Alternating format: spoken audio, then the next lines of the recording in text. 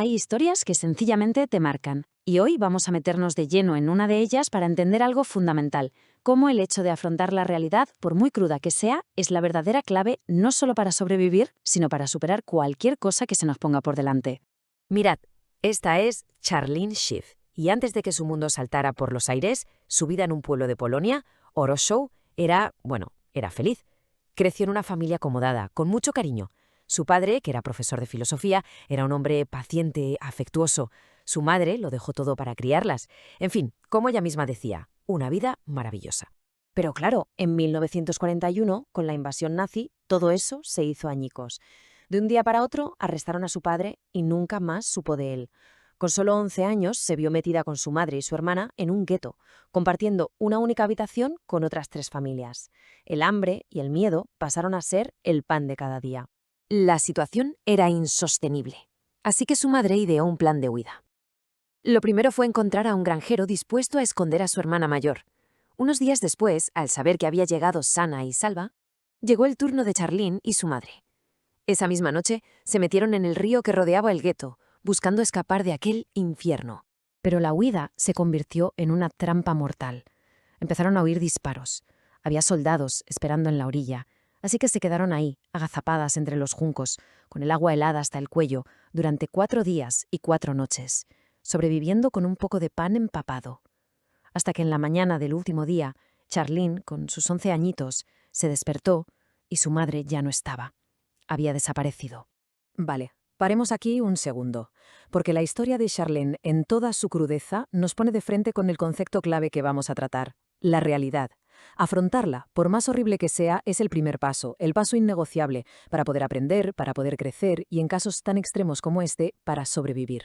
Y es que, pensadlo bien, en una situación como la que vivió Charlene, no había hueco para las excusas ni para culpar a otros. Eso a veces nos da un alivio que dura un suspiro, pero es un callejón sin salida. El único camino para avanzar, para salir del hoyo, empieza por reconocer las cosas como son, incluso si eso implica admitir que se ha fracasado. Entonces, ¿cómo podemos aplicar esto en el día a día? Bueno, para gestionar las propias luchas, viene muy bien entender un marco de 3 verdades universales, unas verdades que ayudan, y mucho, a poner los desafíos en perspectiva. La primera verdad es esta, y es así de simple.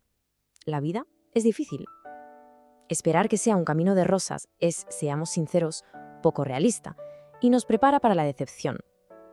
Absolutamente nada que merezca la pena en esta vida se consigue sin esfuerzo.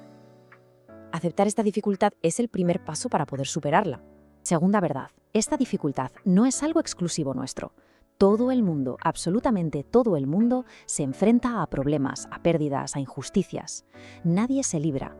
La gente que consigue salir adelante no es la que esquiva el dolor, sino la que aprende a mirarlo de frente, a aceptarlo y a seguir caminando a pesar de él. Y llegamos a la tercera verdad, que es crucial entenderla bien. Las cartas no se reparten por igual para todos. La vida es, objetivamente, más complicada para unas personas que para otras. Y por eso mismo, compararse con los demás es una pérdida de tiempo y energía. Lo que de verdad importa es aceptar la propia realidad y empezar a trabajar desde ahí, desde donde uno está. Esta pregunta es una invitación a la autoevaluación. Si la respuesta es un sí rotundo, podría ser una señal de que las expectativas sobre cómo debería ser la vida no son del todo realistas.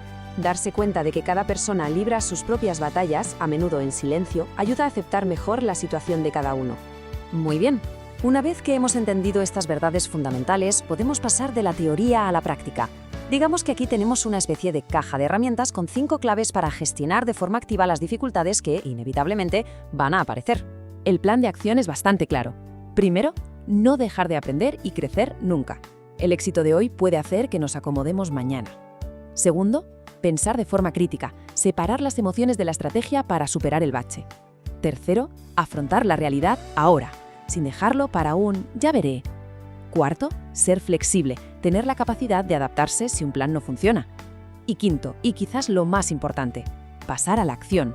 Querer que las cosas cambien no las cambia, actuar sí.